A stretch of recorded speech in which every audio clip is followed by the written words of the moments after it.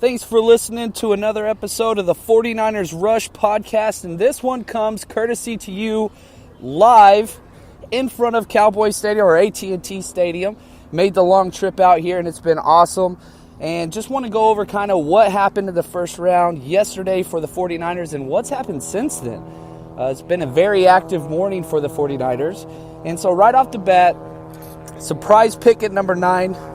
49ers go with offensive tackle Mike McGlinchey out of Notre Dame at number 9. Now this was huge because, one, we don't have a huge need at tackle as of yesterday because we had Trenton Brown, who's a young tackle who has been very promising. We just signed Joe Staley to an extension, basically giving him a pay raise, and everything was looking good. However, it has been widely talked about how our right tackle, Trenton Brown, the young guy, didn't really fit Kyle Shanahan's system. He's much more of a mauler, just a huge giant guy and not super athletic. He didn't move very well. He's just gigantic.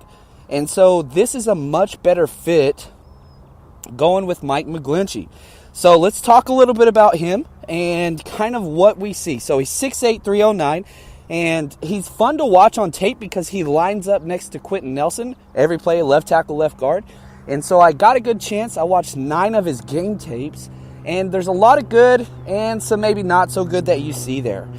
Right off the bat, if you're into pass protection and that's your number one goal, McGlinchey's got it in spades. And the fact that we took a tackle, the number one tackle in the draft at number 9 most years, would be a steal.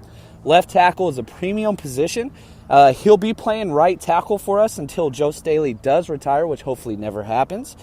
But amazing pass protection. His slide work, his footwork is great. The problem that I have with him whenever I watch his film is, one, he's got the best kick step. Like, you're not going to beat him around the edge with speed. Nobody ever gets past him. Where he struggles is against the bull rush. So once he posts up, because you're not going to beat him around the edge, once he posts up and you try to go through him, he does play a little high. Somebody that's going to be 6'8" on the edge needs to sink his hips much, much better than he does now. But the athleticism's there, and you see it sometimes. He just gets lazy. He's one of those guys that does not lose in the first 2 seconds of the play, but as the play elongates or takes longer, his footwork gets bad, his technique gets bad, and you can coach this out of him. So the potential is there. Definitely has the pedigree. He has all the intangibles. Great coaching at Notre Dame. So he's going to be a plug-and-play guy. He's going to be starting right tackle day one. Now, the one thing that I don't like is that whenever he starts to get bull rush, he post steps, which basically you take a step back and you post up behind you, kind of like you're anchoring in, and you kind of bend your back. You can do that in college. You cannot do that against guys like Myles Garrett or stronger defensive ends that bull rush. Bradley Chubb, just an example in this draft. You can't do it against those guys. So he's going to have to fix this, but as a right tackle, the kid's going to be very, very trying to do our best to protect Jimmy Garoppolo. And that's kind of what we're doing. I had a late first round grade on him to early second just because the premium of the position and how smooth he is. But his film is kind of boring. And what I mean by that is he's much more of a stalemate guy. Like, he's not the type of guy that's going to get a whole bunch of pancakes. He's not the type of guy that's got the highlight moments. He just neutralizes pass rushers. That's what he does. So we make this pick yesterday at 9. And what are we going to do? Well, it didn't take long. The rumors were out there that we were going to trade Trenton Brown, our right tackle, and we did.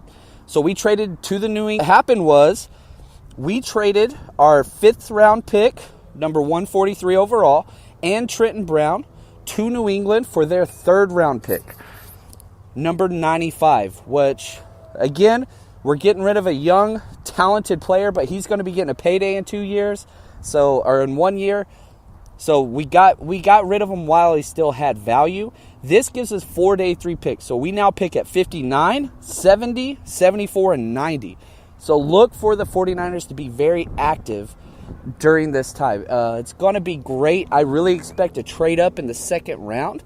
And so let's talk briefly about who we would trade up for. We right off the top of the bat is Harold Landry.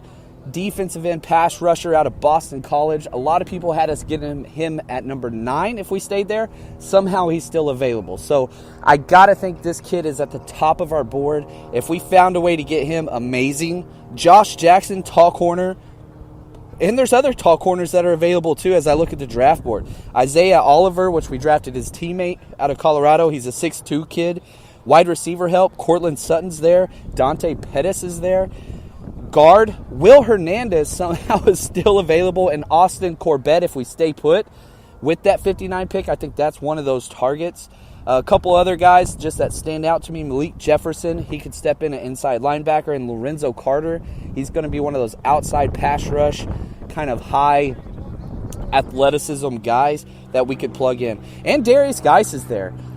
He would be a perfect pairing as kind of the thumper guy that can catch out of the backfield. He didn't do it a lot at LSU, but he was a wide receiver in high school. I think that's a possibility as well. Third-round targets, we're going to be picking in the third round even if we do trade up.